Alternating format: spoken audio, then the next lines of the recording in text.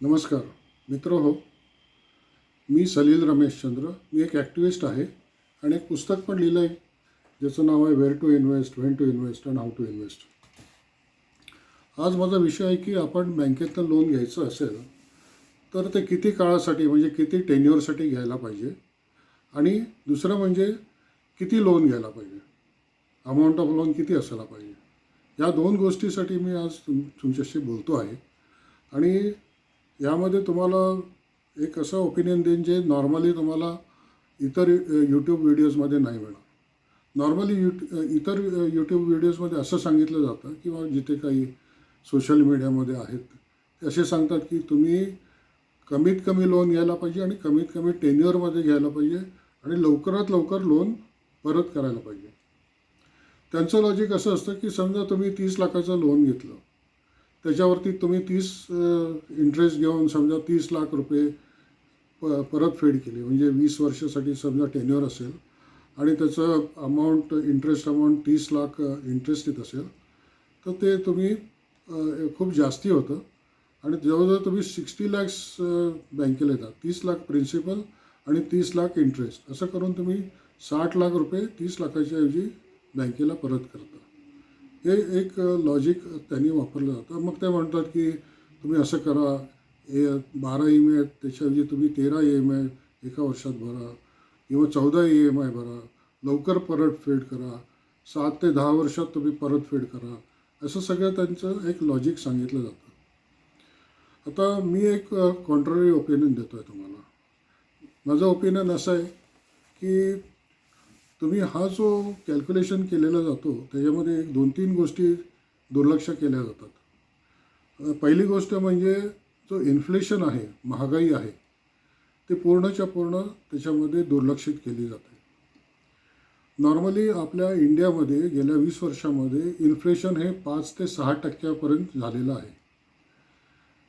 म्हणजे ॲव्हरेज 5.5% जर पकडलं तर तुमची जी 100 पर्चेसिंग पॉवर होती 20 वर्षापूर्वी ती जवळजवळ 1/3 झाली आहे. म्हणजे 100 रुपयाची जी नोट आहे ती आज पूर्वीच्या ह्याच्याप्रमाणे ती तुम्हाला जे 100 रुपयात मिळत होतं ते जवळजवळ तिप्पट तुम्हाला द्यावं लागतं. म्हणजे 300 रुपये तुम्हाला दिले तर तीच गोष्ट मिळते, असं एक आपण हे करू.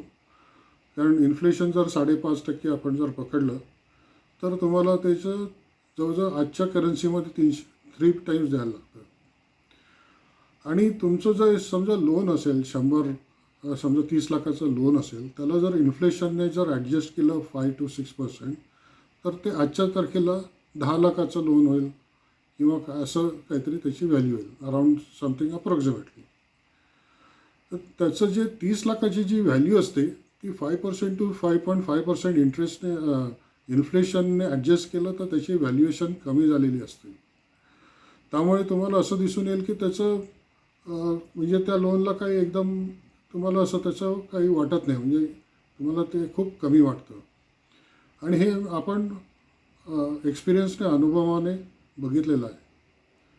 आणि दुसरी गोष्ट म्हणजे तुमची जी प्रॉपर्टीची व्हॅल्यू जी झालेली असते ती जवळजवळ 10 ते 12% वाढलेली असते. म्हणजे जे 20 वर्षामध्ये जो इन्फ्लेशन म्हणता येणार नाही, ॲप्रिसिएशन म्हणायला पाहिजे प्रॉपर्टीची, हे जवळजवळ 9 ते 12% गेलेलं आहे. म्हणजे समजा तुमची 30 लाखाची जर प्रॉपर्टी असेल ती 2 करोड किंवा 2.5 crores गेलेली असते. तर तुम्ही जर कमी अमाऊंटचं लोन घेतलं आणि छोटी प्रॉपर्टी घेतली त्यापेक्षा तुम्ही जास्ती लोन घेऊन एक मोठी प्रॉपर्टी घेतलेलं हे कधी पण ॲडवायजेबल आहे, म्हणजे त्याचा माझा सल्ला असेल. दुसरी गोष्ट म्हणजे तुम्हाला त्याचं व्हॅल्यू हळूहळू नंतर त्याची व्हॅल्यू वाढत जाते आणि त्यावेळेस तुम्ही जे पैसे घातलेले असतात त्याचं रिटर्न ॲज अ इन्व्हेस्टमेंट म्हणा किंवा काय, हे प्रॉपर्टीमध्ये तुम्हाला लोनच्या जे इंटरेस्ट रेट असतं त्यापेक्षा जास्ती तुम्हाला मिळतं. हा एक भाग झाला. त्यामुळे हा जो 8% जो तुम्ही जो देता, 8-8.5% काय देता, त्यामध्ये 5% हा इन्फ्लेशनचा व्हॅल्यू असतं, हे लक्षात घ्या. नेट तुम्ही 3% ॲक्च्युअल पेमेंट करत असता. समजा तुम्ही काही प्रॉपर्टी घेतली तर त्याचं 5%ने कमीत कमी त्याची इन्फ्लेशनमुळे कमी झालेलं असतं.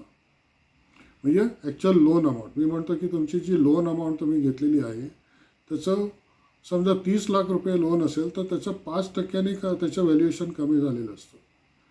आणि असं करत करत करत 20 वर्षांनी त्याची व्हॅल्युएशन 10 लाख रुपये होते. दुसरी गोष्ट अशी असते की जसं तुमचं इन्फ्लेशन वाढतं तसं तुमचे सॅलरी पण वाढतात आणि तुमचं अनुभवाप्रमाणे पण सॅलरी वाढतात. याच्यात 2 गोष्टी आहेत.